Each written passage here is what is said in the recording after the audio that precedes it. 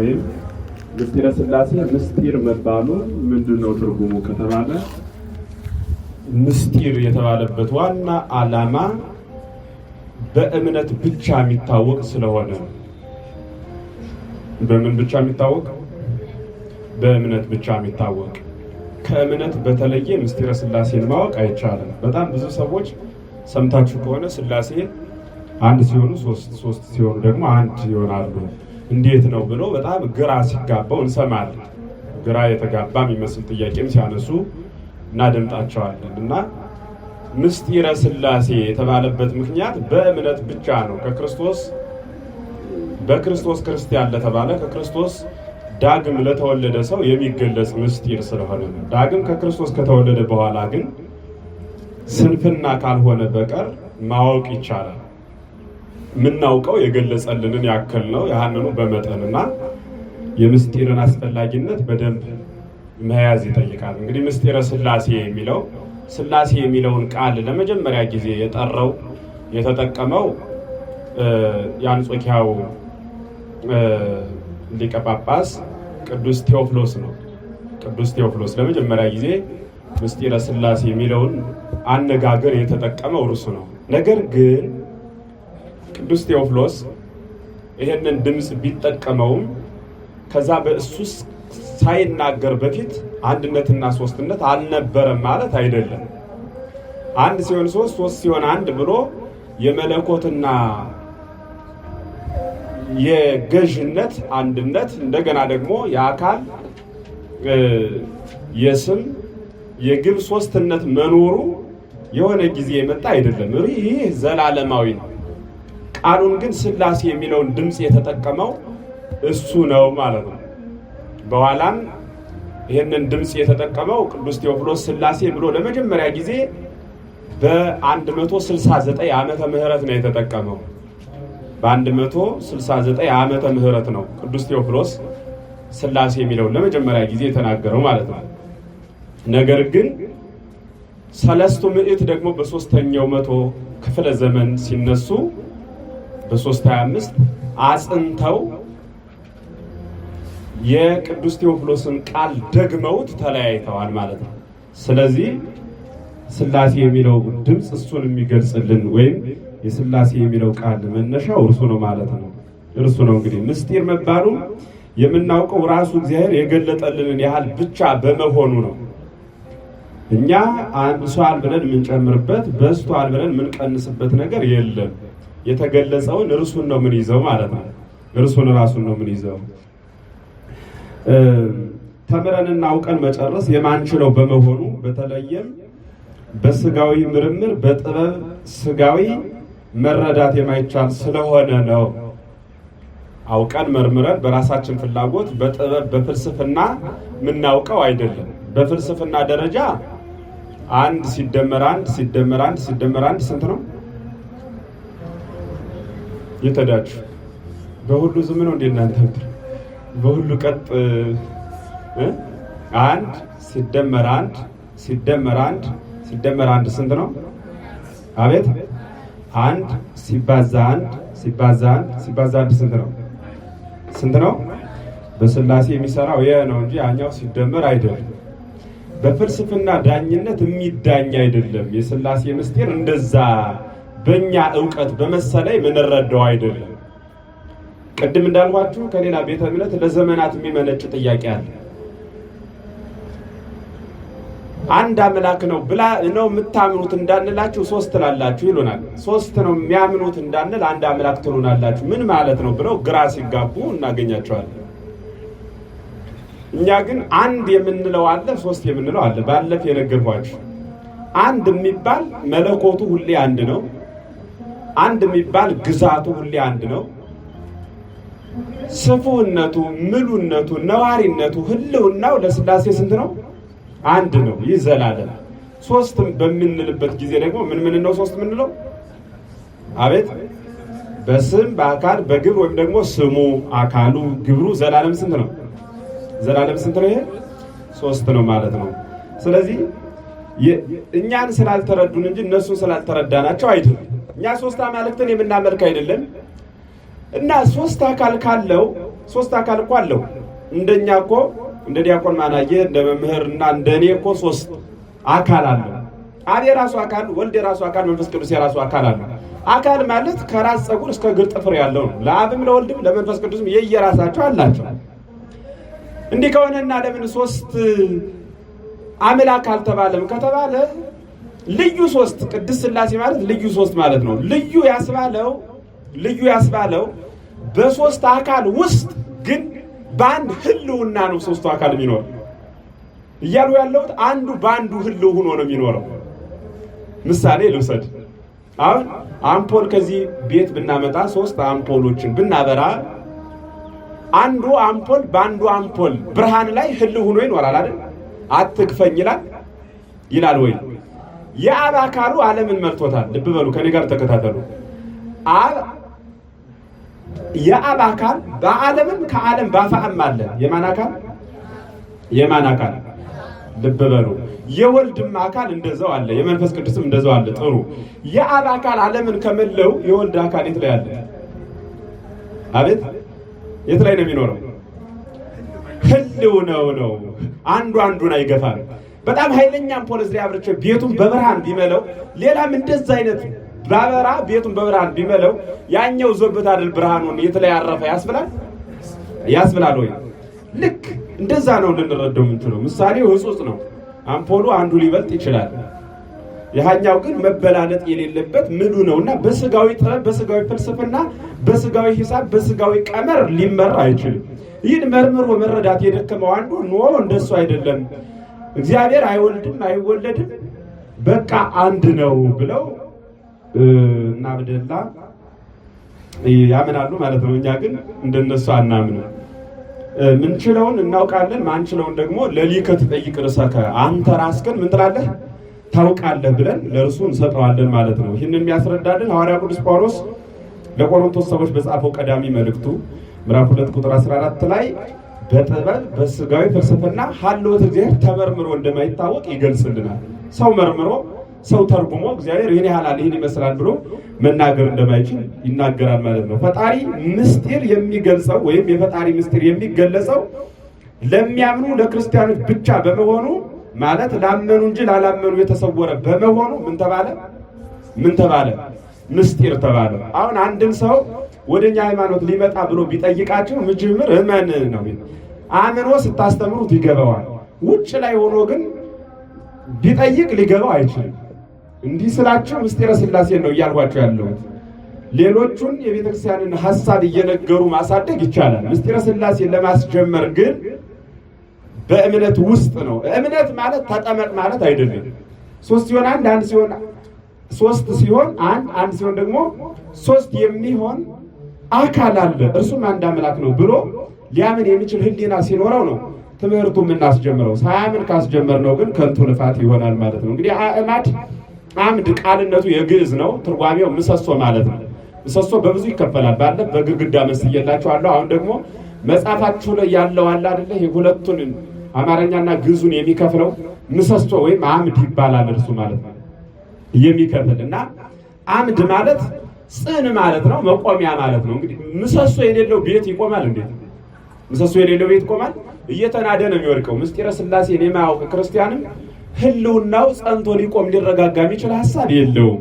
ስለዚህ አዕማደ ምስጢር ማለትም አምስቱ የቤተ ክርስቲያን ምሰሶች ማለትም ምስጢረ ሥላሴ፣ ምስጢረ ሥጋዌ፣ ምስጢረ ጥምቀት፣ ምስጢረ ቁርባን፣ ምስጢረ ትንሣኤ ሙታን ናቸው ማለት ነው። ቤት ያለ አምድ ወይም ያለ ምሰሶ እንደማይቆም እንደማይጸና ሁሉ ቤተ ክርስቲያንም ያለ አምስቱ አዕማደ ምስጢራት ልትቆም አትችልም። ከአምስቱ አንዱ ረፈደብኝ ብላ የምትቀንሰው መሸብኝ ብላ የምታጎድለው የላትም። ሁሉን ይዛ ትቀጥላለች ማለት ነው።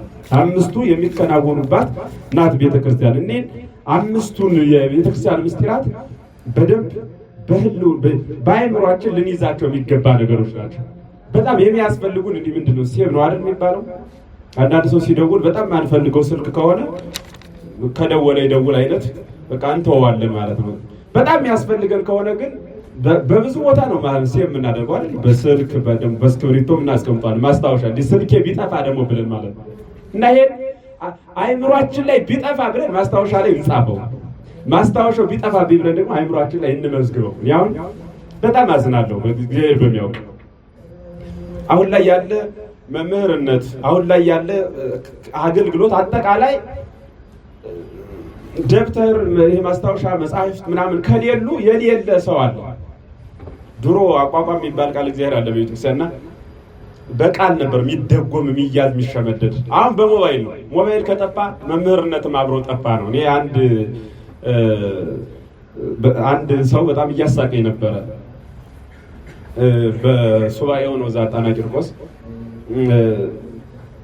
ስለ ሞባይል አስፈላጊነትና አላስፈላጊነት እየተወያየን ከቆየን በኋላ ምን አለኝ፣ አንድ መርጌታ አለኝ ማህሌት ቁሞ ሊያድር ተቀጥሮ ሂዶ ማታ ስልኩ ጠፋ እና ሰውየውም ጠፋ። ምክንያቱም ያለ ስልክ መርጌትነት የለም። በዛች እያደመጠ ነው ሊጮህ ያሰበው። ይህ ማለት ምን ማለት መሰላችሁ? አሁን ሰነፋ ያደርጋል። ለምሳሌ ውሃ፣ አሁን ውሃ የት ነው ያለው? የት ነው ያለው ውሃ?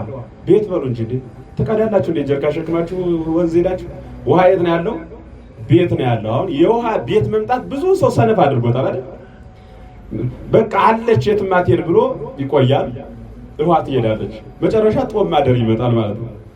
እና ይህ ሞባይል ላይ በቃ ተጭኗል፣ ምን መልፋት አስፈለገ? ዝም ብሎ አንዴ አድምጠህ ትገባለህ በሚል ነው የምንኖረው። እና ብዙ ጊዜ እኔ ሪከርዶች የሚያሳንፉ ሪከርዶች አሉ፣ ሰው በአይምሮ ሸምዶ እንዳይዝ ማለት ነው።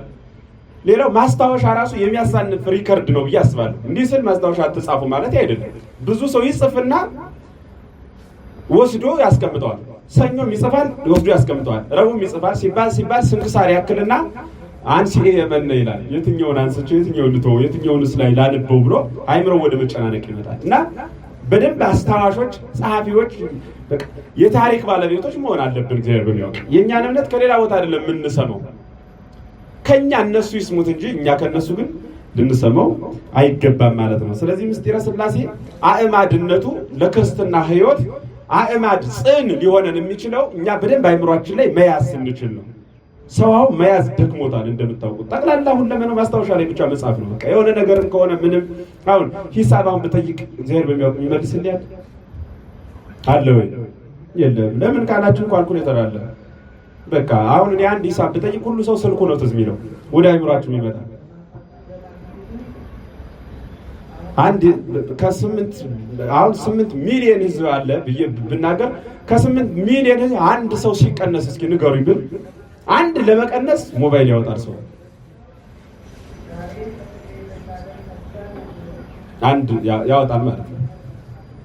7,999,999 ብሎ ላለመናገር ምን ያወጣል ማለት ነው? ምን ያወጣል? ስልክ ያወጣል። እንዲያ ብሎ ሊደምር እንዲያ ብሎ ሊቀንስ የሚችል ሐሳብ እየጠፋ ማለት ነው። እየረሳን እየመጣን እና ይህ የተሳነፈ አጽናኝነት ነው። በራሳችን ዓለም በራሳችን ህልውና በራሳችን ኦርቶዶክሳዊ ርዕይ ሃይማኖታዊ ስርዓት ለመጓዝ የራሳችን እኛ ልንይዝ ይገባል። ከማንም የምንሰማው ሃይማኖታዊ አስተምህሮ ሊኖር አይገባም ማለት። ስለዚህ ወደ ዋናው ቃል ሰይር ምን ማለት ነው? ከአምስቱ አዕማደ ምስጢር ውስጥ አስቀድሞ ምስጢረ ሥላሴ ሊማሩ ይገባል ማለት ምን ማለት ነው? አንድ ሕፃን ከእናቱ ማህፀን ሲወጣ በመጀመሪያ የሚያውቃት እናቱን ነው። ቀጥሎ አባቱን፣ ቀጥሎ እያለ ነው የሚያውቅ። እናቱን አያውቅ አሃቱን ይናፍቅ ግን መሆን የለበትም ማለት ነው። እናቱን የማያውቅ አሃቱን ሊያውቅ አይችልም፣ ምናልባት በሞት ካልተነጠቀ በቀር። እኛ ደግሞ ሥላሴ የማይሞት እናት አባታችን ስለሆኑ ቀድመን ማወቅ ያለብን ሥላሴን፣ ከሥላሴ ቀጥለን ደግሞ በሥላሴ የከበሩት እናውቃለን። ማለት ማንም ፍጥረት በሥላሴ የከበረ እንጂ ሥላሴ በፍጥረት አልከበረምና፣ ስለዚህ በሥላሴ ወደ ከበረው ፍጥረት እንሄዳለን ማለት ነው። አስቀድሞ መቅድመ ኩሉ እንሰብክ ሥላሴ አይደል? ከሁሉ በፊት አስቀድሞ ሥላሴን ማወቅ ስለ ሥላሴ መረዳት ይጠይቃል ማለት ነው። እንግዲህ ሥላሴ የሚል ድምፅ ሁሌ ሲጠራ እስኪ ሶስቱ ሥላሴ በሉ፣ ሁላችሁ በሉ፣ በደንብ በሉ በደንብ። ፍጹም የማይባል ቃል ማለት ሶስቱ ሥላሴ ማለት ነው። አሁን ሶስቱ ማለት ራሱ ሶስት ማለት ነው። ሥላሴ ማለት ደግሞ ምን ማለት ነው? ሶስት ማለት ነው። ድምር ስንት ነው ይሄ? 3 እና 3 6 ይሆናል ማለት ነው። አሁን ይህ ቃል አረ በሶስቱ ሥላሴ ይላል ያገሬ ሰው። ሰውኛው ብቻ አይደለም። ቤተክርስቲያን ላይ ያሉ ሰዎች ሁሉ እንዲያ እያሉ ሶስቱ ሥላሴ እያሉ ቤተክርስቲያን ላይ ያስተምራሉ። ግዕዝ እኮ ነው። አሁን ሶስቱ ሥላሴ የሚለውን ሁለቱን አማርኛ ስናደርገው በሉ እስኪ በሉ እንጂ ሶስቱ ተው እንጂ ሥላሴን አማርኛ አድርጉ እኮ ነው ብላችሁ ምንድነው የሚለው? ከዛ በኋላ ሶስቱ ብቻ ነው። ምን ማለት ነው ይሄ? በሥላሴ ዘንድ ይህ ቃል አይሰራም። የሚሰራው ሶስት ማለት ሥላሴ ማለት ሰለሰ ሶስት አደረገ ከሚለው የግዕዝ ግስ የተገኘ ሲሆን ትርጓሜው ሶስትነት ማለት ነው። ይህ ሶስት ልዩ ሶስት ብለን ደጋግመን ስንናገር የነበረው ልዩ ሶስት ነው ማለት ነው። ይህንን በደንብ ልትይዙ ይገባል። አስቀድሞ ሰው ሊማረው የሚገባው እርሱን ነው ማለት ነው። ቅዱስ ቄርሎስ ከሁሉ አስቀድመን የሥላሴን አንድነትና ሶስትነት ምን እንላለን? እናስተምራለን ብሎ ይናገራል። አንድ በገጽ ስፋት ላይ ቅድም የነገርኳችሁ ማለት ነው ለንባብ ደንብ እንዲሰጥ ነገረ ሃይማኖትም ከፍለን ወጥነን የምንማርባቸው የምናጠናባቸው አዕማደ ምስጢርም አማኒ ሰፊ ጥልቅ ረቂቅ የሆነውን ባሕርየ ሥላሴ ሊመረምር ቢወድ በመጠኑ መርምሮ ሕሊናውን እንዲወስን ከአቅሙ በላይ እንዳይመረምር ሕግና ደንብ ይሰጣሉ ማለት ነው። መጽሐፍት ወይም አዕማድ የሚባሉት ሰው ከአቅሙ በላይ እንዳይመረምር አእምሮ እንዳይጨነቅ ገደብ ናቸው። እኔ አንዲት ልጅ አለች ኢየሩሳሌም የምትኖር ቤተሰቦቿ ኢትዮጵያውያን ናቸው። እርሷ ወደዛ ሀገር ሄዳ ግን ወልዳለች እና በአጋጣሚ ሆኖ ያገባችው ሰው ደግሞ እናንተን ያስተምራል ብዬ ነው ሀሳቡ ማለት ነው። ያገባችው ሰው አይሁዳዊ ነው እና የተወለዱት ልጆች ወደ ሶስቱ የአይሁድን እምነት የሚከተሉ ናቸው፣ ወይም በሕገ ኦሪት ብቻ ያሉ ናቸው። የክርስቶስን መስማት መምጣት እስካሁን ድረስ ያልሰሙ ከደጃፋቸው ተወልዶ እስካሁን ድረስ ያላወቁት የእነርሱን እምነት ነው የሚያምነው እና ልጆቿም ወደዛ ሄደዋል እና ልጆቿ ወደ እነርሱ እምነት ለመውሰድ መጻሕፍትን የብሉይ ኪዳን መጻሕፍትን 24 ሰዓት ነው የሚያስደግሟት የሚያስነብቧት ወደዛ ህይወት እሷን ለመጎተት። እሷ ደግሞ በእምነቷ ቀደም ሲል ጽኑ ስለነበረች በዚህ ውስጥ ናት እና ከሚፈትኑበት ነገር አንዱ ምስጢረ ሥላሴ ላይ ነው የሚፈትኗት። ሥላሴ እስኪ በብሉይ ኪዳን የት ላይ ነው እኔ ሶስት ነኝ ብሎ እግዚአብሔር የተናገረበት እኔ እግዚአብሔር አንድ ነኝ ነው እያለ የተናገረበት ብለው በዚህ ነበር የሚፈትኗት። እርሷ ያው ጥቅስ ስለማታውቅ በጣም ትደክማለች እና በአጋጣሚ እኔ ጋር ተገናኝተን ስንማማር እኔ ምን ብዬ ነገርኳት? ነግሬያት አሁንም አልገባኝም ብላ ጥያቄ ምልክት ሲሆንባት በቃ አቅምሽ እስከዚህ ስለሆነ እስከዚህ ያዥ ገደብ አለው ምስጢረ ሥላሴ ማለት እሷ የፈለገችው በምስጢረ ሥላሴ መዳኘት ሳይሆን ምስጢረ ሥላሴን መዳኘት ነው የፈለገችው። እያሉ ያለሁት ሌባው ፖሊሱን አስገድዶ መውሰድ ይችላል ነው? ፖሊሱ ነው ሌባውን የሚያስገድድ? ማን ነው አስገዳጅ? ፖሊሱ ሌባውን ያስገድድ ዘንድ ስልጣን አለው እንጂ ሌባው ፖሊሱን ያስገድድ ዘንድ ግን ምን የለውም? ስልጣን የለውም። ሥላሴ የእኛን አእምሮ አስገድዶ ይኖራል እንጂ እኛ የሥላሴን አእምሮ አስገድደን ልናውቅ ምን አንልም አንችልም። ገደብ አለው እና ከገደብ ሲዘል ሰው መጨናነቅ ይጀምራል። ባለፈም እንዳልኳችሁ ሰው ጭንቀት አሁን ደስተኛ ናችሁ? እስኪ አሁን ደስተኛ የሆነ ሰው እጁን ያወጣ ብላውን ደስተኛ ሰው አለ ከህፃናት በቀር አለ ወይ? የለም እኮ ያ ውዝፍ ሀሳብ በእያንዳንዳችሁ አእምሮ ውስጥ ይሄን እንዲህ አደርጋለሁ ብላችሁ ያ ሳይሆን የቀረው ያ እንዲህ የምፈጽመው ነው ብላችሁ ያ የተረፈባችሁ ጉዳይ እርሱ እኮ ወጥሮ ዟችኋል። እያንዳንዳችሁ ታውቁታላችሁ። ያ በሰሞኑ የቀጠራችሁት የየራሳችሁ ጉዳይ ማለት ነው። እረፍተ ቢስ ወደ መሆንና መቅበዝበዝ የምንፈልገውን አግኝተን ማረፍ ያልቻልንበት ምክንያት ምንድን ነው ከተባለ የእኛን ትተን እግዚአብሔር ስራ ላይ ሄደን ስለምንቆም ነው። ሰው የራሱን ነው መስራት ያለበት እና ምስጢረ ሥላሴ የእኛ አለ የተሰጠን። ለምሳሌ ሥላሴ አለ አንድም ሶስትም ናቸው። በሉ እስኪ ሁላችሁ አንድም አንድነታቸው በመለኮት ነው፣ ሶስትነታቸው ደግሞ በአካል ነው አለ አይደል? በጣም ጥሩ። እንዴት ሶስት አካል ኑሮት አንድ መለኮት ይኖረዋል የሚል ሰው ቢኖር መልሱ ምንድን ነው? መልሱ ምንድን ነው? እንደዛ ሆነ ነው መልሱ። ምን ሆነ ነው? እንደዛ ሆነ። ምክንያቱም እኛ አይደለም የሰራን ሆን ኋለ እግዚአብሔር ከሆነ ማመን ነው። እግዚአብሔር የሆነውን ምን እንላለን እኛ እናምናለን እንጂ እንደ እንጨት ጠርበን እንደ ድንጋይ አለዝበን እኛ በእጃችን ያልሰራነውን እንዲህ ነው መሆን ያለብን ብለን መወሰን አንችልም። ምክንያቱም የወሰነንን እንወስን ዘንድ አቅም የለንም። የወሰናችሁ መወሰን ትችላላችሁ? በአጭር ቋንቋ የወለዳችሁት ይወልዳችኋል ወይ? የወለደው አለ? ወልዳችሁት የወለዳችሁ አለ? በድርጊት ከሆነ የወለዱት ይወልዳል ይባላል በንግግር። ያ ማለት 9 ወር በማኅፀን ይሸከማል ማለት አይደለም። እመቤታችን አዳምን ወልደዋለች ይባላል አይደል? ወልደዋለች ይባላል አይባልም? ይባላል። አሁን አዳምን ወለደችው ሲባል ጸንሳ ነው የወለደችው? ከጭንቃ ወጣችው ልጄ ዛሬ ወለድከኝ ይባላል አይደል? ያ ማለት ጸነስከኝ ማለት ነው አይደለም። ምን ማለት ነው? የወሰነንን መወሰን አንችልም ነው ባጭር ቋንቋ።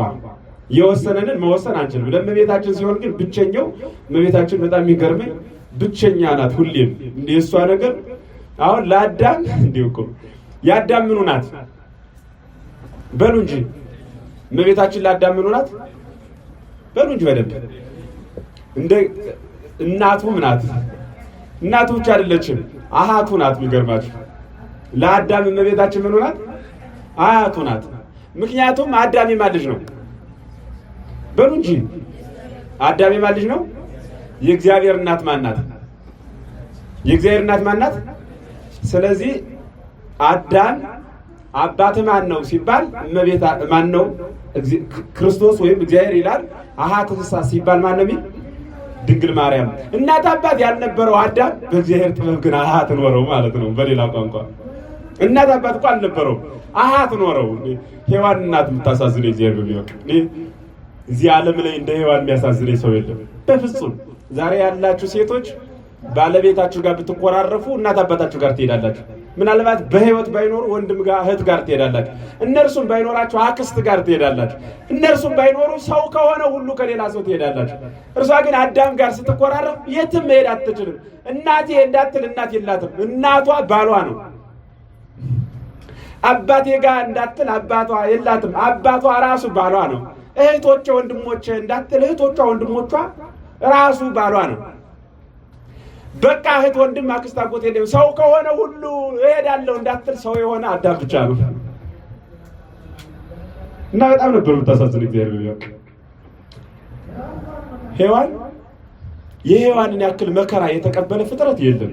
ዲያብሎስ ራሱ መከራ በመቀበል ዲያብሎስ ገፈት ቀማሽ እሱ ነው። ታስሮ በጥልቁ የተወረወረ ግን ከእርሱ በላይ ነው እርሷ የተጎዳች። ሲኦል ላይ ተቀምጣ ያ ሁሉ ሕዝብ ሲወርድ ምንም ኃጢአት የሌለበት ልጇ በሕይወት እያለች እሷ ገና ሂዶ አቤል ሲኦልን ሲረግጣት ሂዶ በዛች ውስጥ ሲቀመጥ ልጄ በእኔ ምክንያት ገነት የምትገባው ሲኦልን ሄድ ገነትን አሳጣው እያለች ስትነድ ኖረች። እርሷም አልፋ ሂዳ ስትገባ በእርሷ ምክንያት እነ አብርሃም እነ ይስሐቅ እነ ያዕቆብ እነ ዲቦራ እነ አስቴር እነ ራሔል እነ ልያ እኛ ሁሉ ቅዱሳት አንስት ቅዱሳን አበው እየሄዱ ሲገቡ እያየች በአንቺ ምክንያት ሔዋንን ተረሳኝ ናቂ እያሏት ወደዚህ ሰዓት ያመጣሽን ግን ምን በድለንሽ ነው እያሏት ያ ሁሉ እያየች ስታለቅ ስታዝን የኖረች እና ፍጹም የሚያሳዝን ህይወት የኖረች እርሷ ናት ማለት ነው። ምንም ያልነበራት ሔዋን ግን ምንም የሌላት አሃት አገኘች። ምን አልነበራትም አልኋችሁ?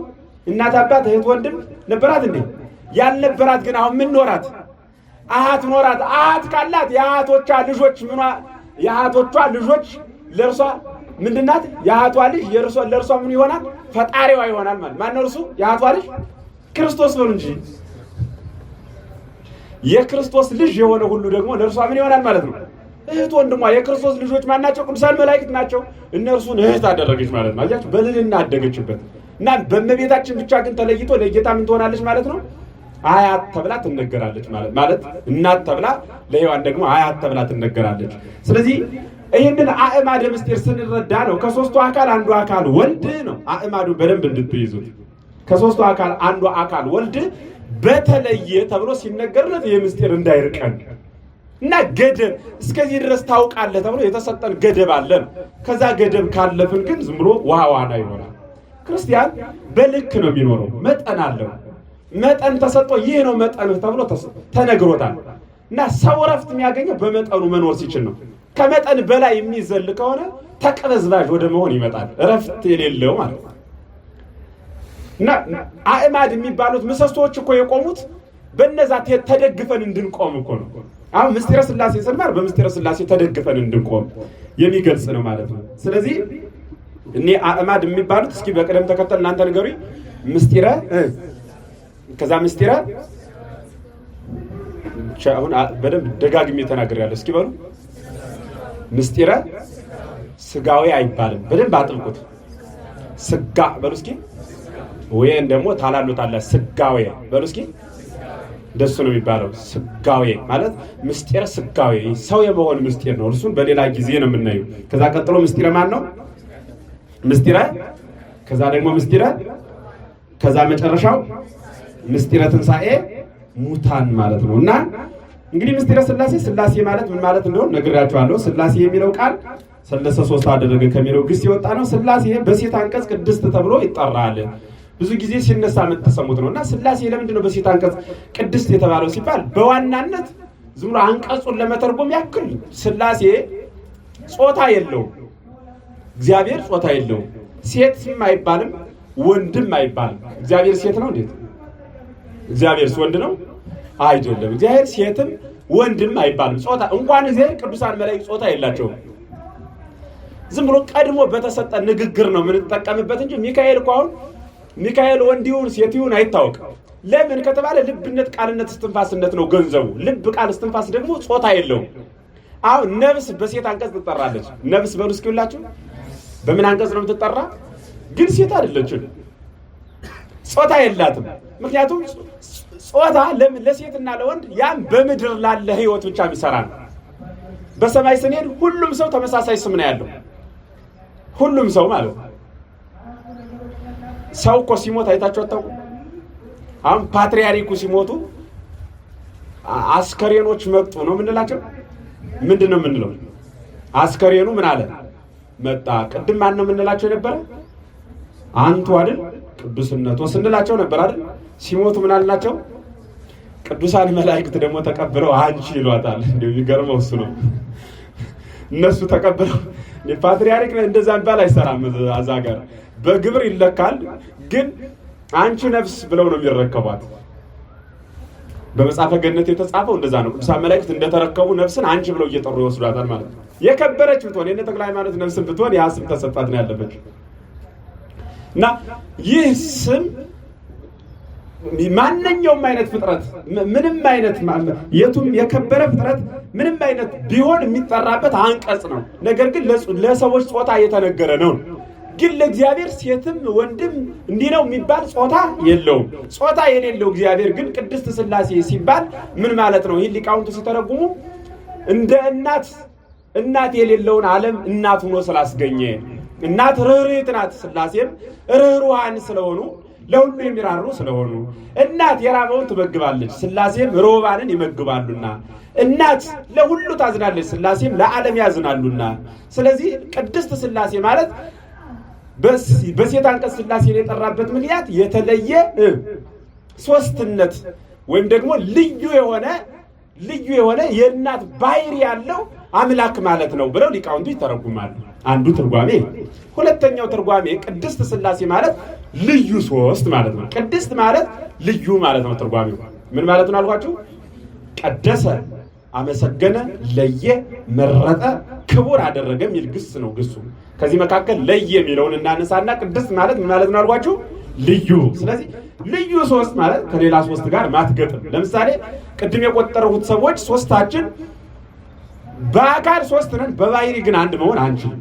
እኔ ማስበውን እነሱ ሊያስቡ አይችሉም፣ እነሱ የሚያስቡትን እኔ ቢያስቡ እንኳን ግጥምጥሞሽ እንጂ ዘላለማዊ ህልውና ግን አይደለም።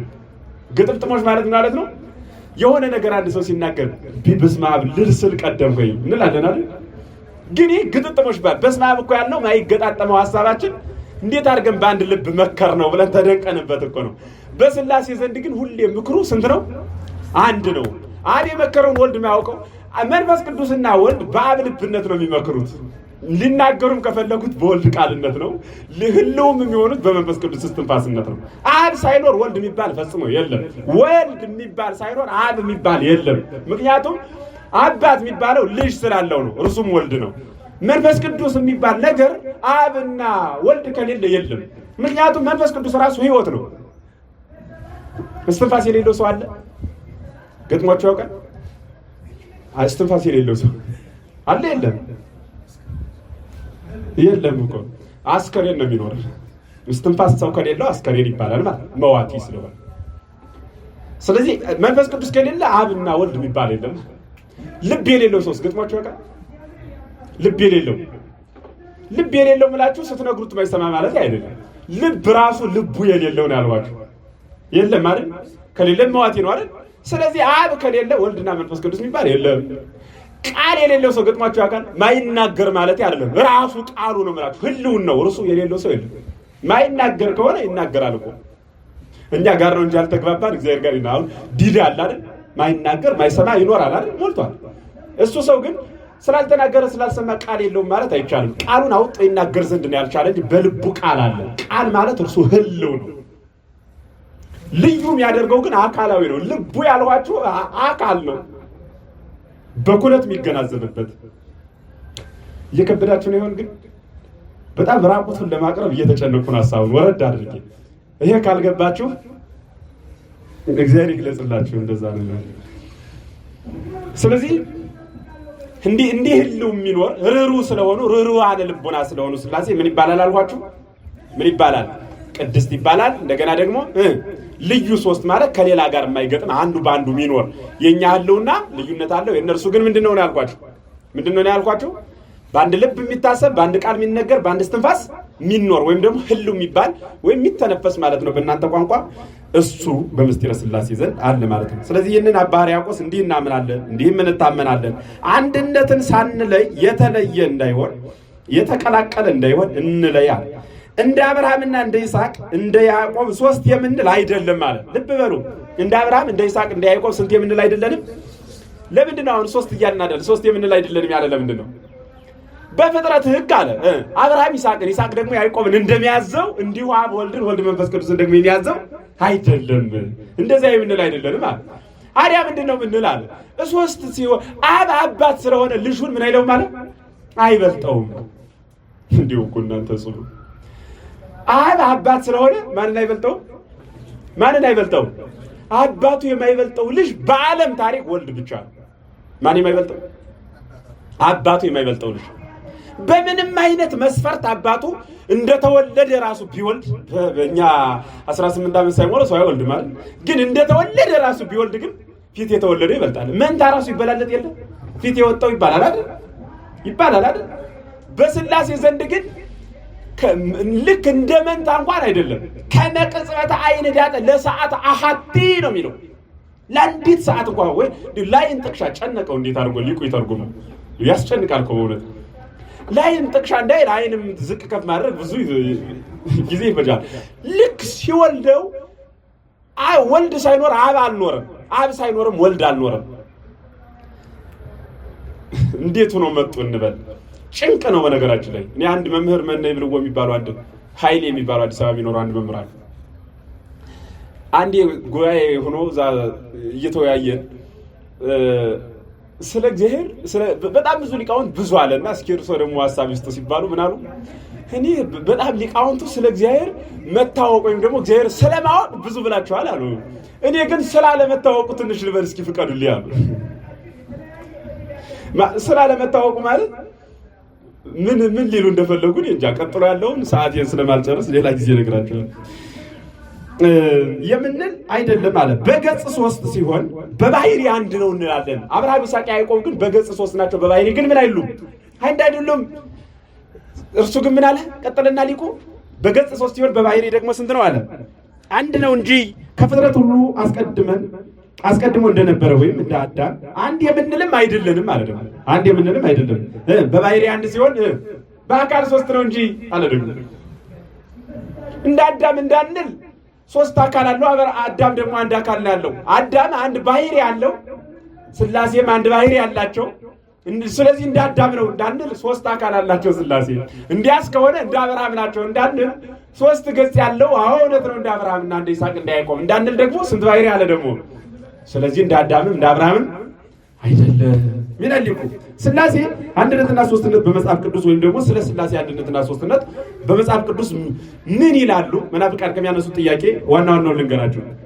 ምስጢረ ሥላሴ አንድ ጊዜ ተነግሮ የቀረ የበቃ አይደለም። ከዘመነ ብሉይ ጀምሮ በየጊዜው ሲነገር የመጣ ነው እንጂ ማለት የሆነ ጊዜ ተነገረ የሆነ ጊዜ ብቅ ያለ አይደለም። ሲነገር የመጣ ነው እንጂ ነው።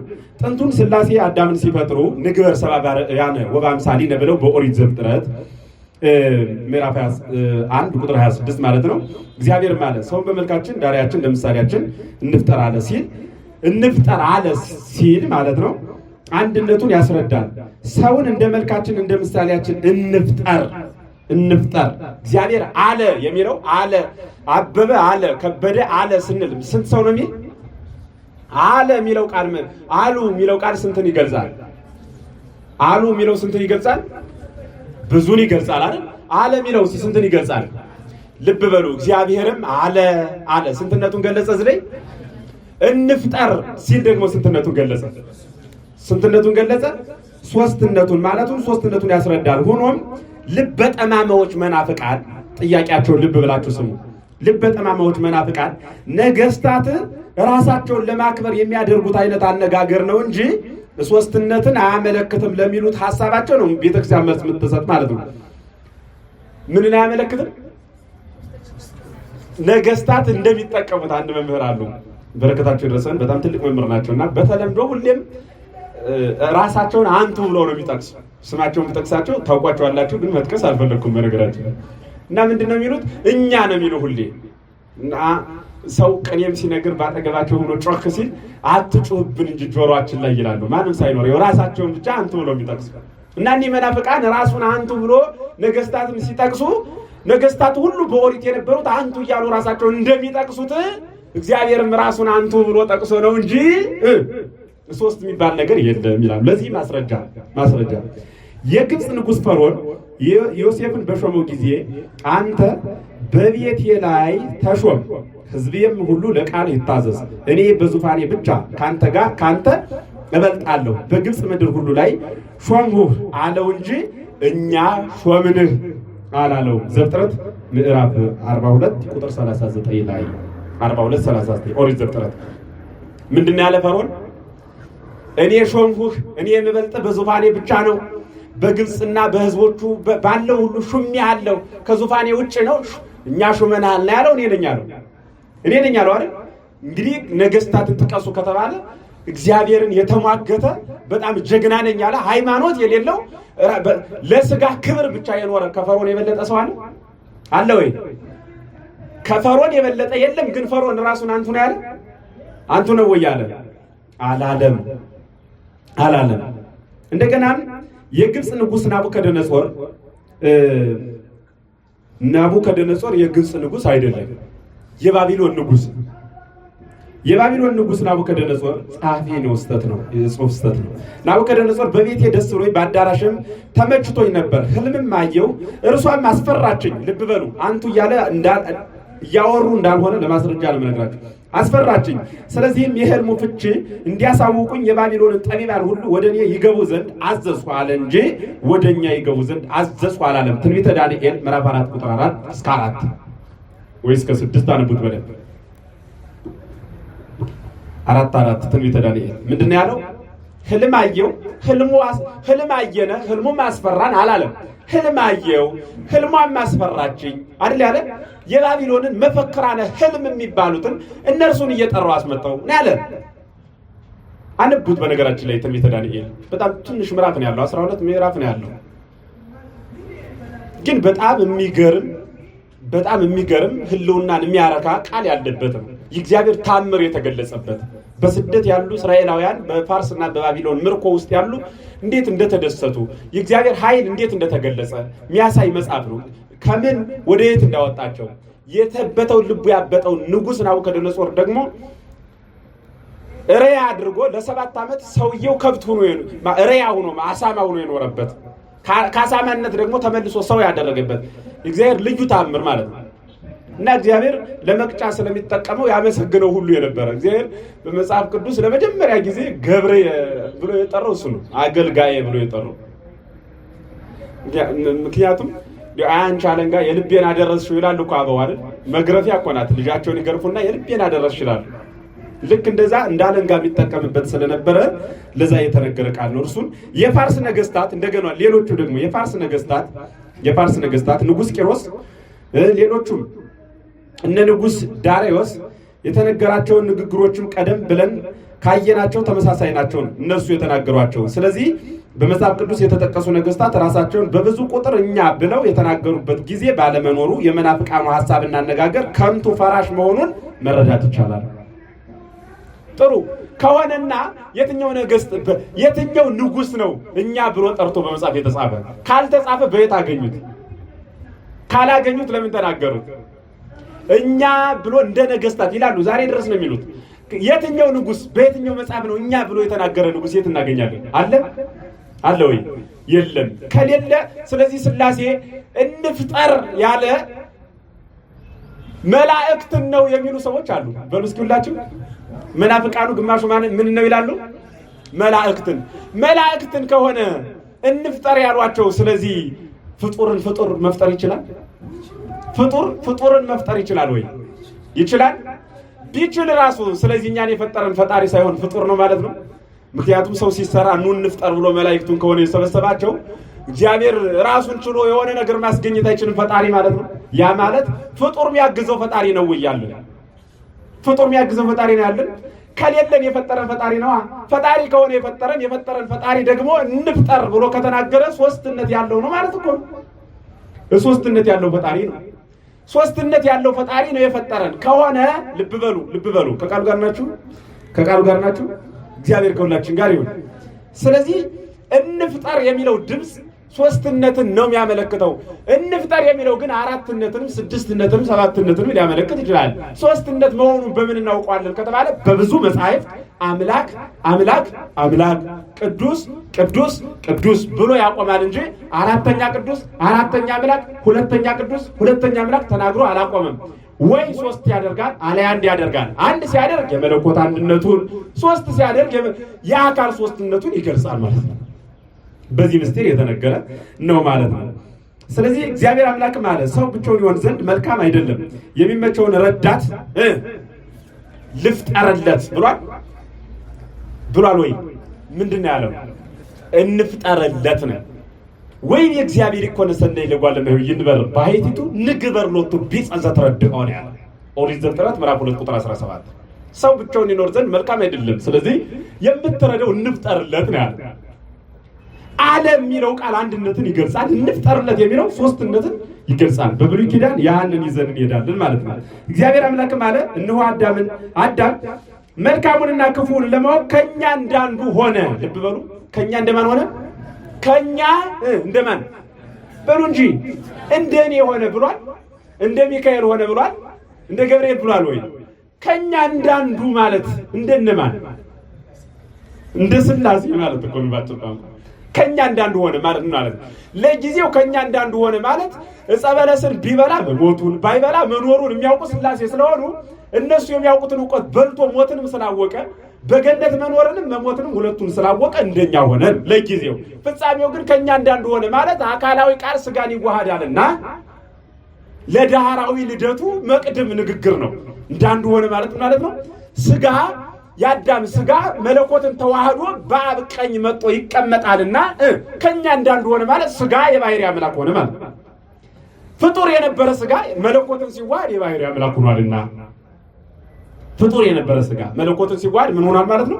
የባህሪ አምላክ ሆኗል። በምሳሌ ሲገለጽ ማረሻ አለ። ማረሻ ታውቃላችሁ? አታውቁ? ታውቁ? ቢላ ታውቃላችሁ? በደንብ የምታውቁት ላይ ተናገሩ። ቢላ ታውቃላችሁ አይደል? ቢላ እሳት ውስጥ ሲጨመር እሳትነት ያልነበረው ቢላ ምን ይሆናል? የእሳቱን ገንዘቡ ያደርግና ቀይ ሆኖ ይታያል አይደል? አሁን ቢላ በተፈጥሮ እሳት ነበረ ወይ? ምንም ተዋህዶ ነው እሳት የሆነው። እሳትን ተዋህዶ ምን ሆነ? እሳትን ቅድም ግን ቀዝቃዛ ነበረ። ደግሞ ለቀዝቃዛ ብረት ሲባል ሰሙ ቀዝቃዛ የነበረው ብረት ምንን ተዋህዶ? እሳትን ተዋህዶ ምን ሆነ? እሳት ሆነ ማለት ያቃጥላል፣ የሚፈጅ ሆነ። ያ ማለት ፍጡር የነበረ ሥጋ መለኮትን ተዋህዶ የሚያቃጥል፣ የሚፈርድ፣ የሚኮንን፣ የሚያለቅስ፣ የሚሽር፣ የሚሾም ሆነ። ማን? ሥጋ። በየት በኩል? የመለኮትን ገንዘቡ አድርጓልና። ግልጽ ነው። ጥሩ። ስለዚህ እግዚአብሔር አምላክም አለ ከኛ እንዳንዱ የሚለው እንዳንዱ የሚለው ድምፅ የእግዚአብሔር ሶስትነት ይገልጻል ማለት ነው። እንደኔ የሆነ አላለም። እንደ ፍጡራን ደግሞ እንደ ሚካኤል እንደ ገብርኤል አለ። ከኛ ነው ያለ። ደግሞ ልብ በሉ፣ ከኛ ነው ያለ። ከመላእክት ወገን ከእንስሳት ወገን አለ። ከኛ የሚለው ቃል ራሱን የሚመስል ሌላ አለ ማለት ነው። እንደርሱ ያለ አካል አለ። የተናገረው አካላዊ ቃል ነው። እንደኛ ሆነ እንዳንዱ የሚለው ድምፅ ግን ማንን ይወክላል? ሥላሴን ይወክላል። እግዚአብሔርም አለ እነሆ እርሱ አንድ ወገን ናቸው። እነርሱ አንድ ወገን ናቸው፣ ለሁሉም አንድ ቋንቋ አላቸው። ኑ እንውረድ፣ ልብ በሉ፣ ኑ እንውረድ። አንዱ የአንዱን ነገር እንዳይሰማው ቋንቋቸውን በዚያ እንደባልቀው አለ ዘፍጥረት ምዕራፍ 11 ላይ። መፍቅደ ፌርዜዮን የሚባሉት ናምሩዳውያን ህንፃ ሰርተው እግዚአብሔርን ወጋ ነው አብን ወልድን ወጋ ነው እያሉ ሰይጣን ቀለም እየቀባ ደም እየቀባ ሲልክላቸው ኑ እንንገስ እያሉ ወደ ላይ የወጡ በጣም በኃጢአት የተራቀቁ ሰዎች ነበሩ። እና እነርሱን እግዚአብሔር ማለ ለአንዱ የአንዱን ቋንቋ እንዳይሰማው ምን እንበልባቸው? ቋንቋቸው እንደባልቀው ኑ ምን እንበል በሉ ሁላችሁ በደንብ በሉ፣ ኑ እንውረድ። ልብ በሉ። አሁን ኑ እንውረድ ያለ እግዚአብሔር መላእክትን ነው እንዳይባል፣ መላእክትን በትእዛዝ ነው እንዴ ኑ እንውረድ እንደዚህ ያደርጉ እያለ በሱ ቃል ነው። እግዚአብሔር በሚሄድበት እኮ ይሰርር እኮ እሱ በሚበርበት በሚኖርበት ሁሉ ይኖራል። ቅዱስ እያሉ ዘላለም ስለሚያመሰግኑ ማለት ነው። እንዲያ ነው የሚኖሩት። መላእክቱን ነው ከሆነስ መላእክቱን ነው ከተባለ እንዲያግዙት ነው ማለት። የእነሱን ቋንቋ ለመደበላለቅ ሚካኤል ነው የሚያስፈልግ፣ ገብርኤል ነው ራሱ አይችልም እንዴ? ቋንቋ የሰጣ አምላክ ቋንቋ ማጥፋት ይሳነዋል? ይሳነዋል ወይ? የሰጠውን መንሳት ይሳነዋል? እንኳን ለፈጣሪ ለፍጡር እንኳን የሰጠውን መቀማት ቀላል ነው። የሰጠናቸውን እንቀማቸዋል። ስለዚህ ኑ እንውረድ የሚለው ቃል አንድነት ሶስትነት የተገለጸበት ምስጢር ነው ማለት ነው። ስለዚህ እግዚአብሔር አለ የሚለው አንድነቱን፣ ኑ እንውረድ ቋንቋቸውን በዚያ እንደባልቀው የሚለው ደግሞ ሶስትነቱን ያመለክታል። ምስጢረ ሥላሴን የሚያምኑ ያልተረዱት፣ ምስጢረ ሥላሴን የማያምኑ ያልተረዱት መናፍቃን ይህንን ቃል አጣመው ኑ እንውረድ ብሎ የጠራ እግዚአብሔር ሲሆን የተጠሩት ደግሞ መላእክት ናቸው። አሁን ያልኳችሁ ማለት ነው። የተጠሩት ደግሞ ማን ናቸው? መላእክት ናቸው በማለት መሰረቱን የሳተ የተሳሳተ ሐሳብ ያቀርባሉ። እግዚአብሔር በባህሪው ድካም የሌለበት የማንንም እርዳታ የማይሻ ሁሉን ቻይ አምላክ ከመሆኑ አንጻር የሰናዖርን ግንብ ለማፍረስ የመላእክትን እገዛ እርዳታ ይጠይቅ ዘንድ የሚገባው አይደለም፣ ሊጠይቅም አይችልም። ለምን? ሁሉን የቻለ እርሱ ነውና። አሁን ልብ በሉ፣ የመናፍቁን ሐሳብ ልንገራችሁ። መላእክትን የፈጠረ ማን ነው ብትሏቸው የሚላችሁ ምንድን ነው የሚሏችሁ? በሉ ሁላችሁ በሉ እንጂ መላእክትን የፈጠረ ማን ነው? እግዚአብሔር ይሏቸዋል። ጥሩ። አሁን መላእክትን የፈጠረ እግዚአብሔር ከሆነ መላእክትን የፈጠራቸው የሆነ ችግር ሲፈጠር እንዲደርሱ ነው። መንግስት ፖሊስ ያቋቁማል፣ መከላከያ ምናምን ያሰለጥናል። በዛ በምትሉት ያሰለጥናል፣ ያስወጣል በየሚለው አይደል? ያሰለጥናል። አሁን መንግስት መከላከያ የሚያሰለጥን ለምኑ ነው? አቤት ወታደር የሚያሰለጥን ለምኑ ነው? ጠላት ቢመጣ እሱን እንዳይመቱት እንዲከላከሉለት ነው። አይደለም? እንዴት አይደለም? ለምንድን ነው የሚከላከል ሰው የሚያስፈልገው? ለምንድን ነው የሚያስፈልገው? አቤት በሉ እንጂ አታጎምጉሙ። ይህን ፖለቲካ እንዳታረጉት። የእናንተ ነገር ይኖራል እኮ እንዲህ መምህር ጌታቸው ማይሰበስቡት የለም እኮ እዚህ እንትኑም አመራሩ እንዳይኖር እዚህ ውስጥ እንጂ ይሄ መምህር ዝም ብሎ ወንጌሉን ቢያስተምር እንዳትሉ። ለምንድን ነው ከተባለ ድኩም ነው በባህሪው። መንግስት ማለት የተፈጠረ ነው። ፍጡር ድኩም ነው እና በኋላ በፊት በቀኝ በግራ የሚመጣበትን ጠላት ይቋቋም ዘንድ ራሱን በራሱ ስለማይችል ጠላቱን የሚመክትለት ሌላ ኃይል ያዘጋጃል። ግልጽ ነው። ይህ የመንግስት ግብር ነው። እግዚአብሔር ግን ምሉ ነው። ምክንያቱም ምሉ መሆኑን የምናውቀው መንግስት እግዚአብሔር የፈጠረውን ያሰለጠነ፣ እግዚአብሔር ግን ራሱ ስለሆነ የፈጠረ ደግሞ በተፈጠረው የሚጠበቅ አይደለም። ግልጽ ነው አይደል? የፈጠረው በተፈጠረው የሚጠበቅ አይደለም። ስለሆነም እግዚአብሔር ሁሉን ቻይ ሁሉን ያመጣ ስለሆነ መላእክት ምን የሚያግዙት ዘንድ የሚሻ አይደለም። እነርሱን ኑ እንውረድ ብሎ የሚጠራ አይደለም። መላእክትን ነው ብለው ለሚናገሩት ሰዎች ይህንን ነው። ምስጢረ ሥላሴ ለታላቁ የሃይማኖት አበው ብዙሃን አባቶቻችን በሃይማኖት አበው በጣም በብዛት የተራቀቁበት ብዙሃን አበው ጽፈው ያስቀመጡልን ነው። ለአብርሃም ምስጢረ ሥላሴ የተገለጸበት የእግዚአብሔር ቸርነት ለአብርሃም በአንድነት በሶስትነት የተገለጸበት ልዩ ምስጢር የተከወነበት ነው ማለት ነው። ስለዚህ ምስጢረ ሥላሴ የሚባለው በደንብ በዚህ ልክ ነው የሚገለጸው። መያዝም ያለብን እንደዚህ ነው፣ ምናምነው እንደዚህ ነው እንጂ መናፍቃን እንደሚሉት እኛ መላእክቱን ለገዛ የጠራ ወይም ደግሞ ምስጢረ ሥላሴ እንዴት ሶስት እንዴት አንድ ይሆናል ብለን ምንጨናነቅበት ሃይማኖት አይደለም ያለን። ገደብ አለ። ምናውቀው እናውቃለን፣ ማናውቀውን ደግሞ ራሱን ለሚያውቅ እግዚአብሔር እንሰጣለን ማለት ነው። ስለዚህ ቀጣይ እግዚአብሔር ምስጢሩን የገለጸበት ወይም ደግሞ ምስጢረ ሥላሴን ያብራራበትን እግዚአብሔር በብሉይ ኪዳን በተለይ በአዲስ ኪዳን በጣም ጎልቶ ወደ አዲስ ኪዳን ስንመጣ በደንብ እናየዋለን። በብሉይ ኪዳን ግን በጣም አይታይም ነበረ። እንዴት ነው ብለው ጥያቄ ለሚያነሱት በደንብ የሚገልጽበትን የአበው መጻሕፍትን ማስረጃ እያየን እንቀጥላለን ማለት ነው። በዛሬ ሰዓታችንም ስለደከመ በዚህ ቆየን። የአባቶቻችን አምላክ ያስተማረን የመከረን የገሰጸን ስሙ ለዘላለም ክብር ይመስገን። ወስብሐት ለእግዚአብሔር። ቆየን።